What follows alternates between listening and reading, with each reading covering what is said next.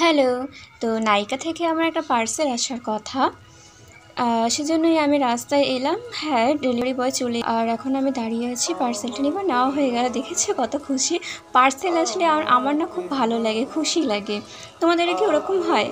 আর দেখো, এখন আমি খুলতে পারছি না, আমি হাতের কাছে কোনো চাকু বা কাঁচি কিছুই পাইনি।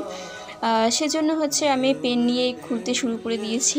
আর দেখো, খোলাও হয়ে গেল, বেশ ভালো প্যাকেজিং করে। আর আমি লিপস্টিক 3টা শেডের লিপস্টিক আমি অর্ডার দিয়েছিলাম মার্সের। দেখো চলে এসছে, কালারগুলো খুবই সুন্দর ছিল।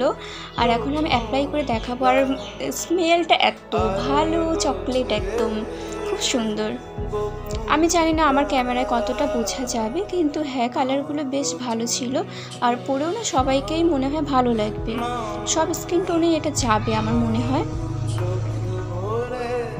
এখন আমি তোমাদেরকে পরে নিচে পরে আর কি দেখাচ্ছি।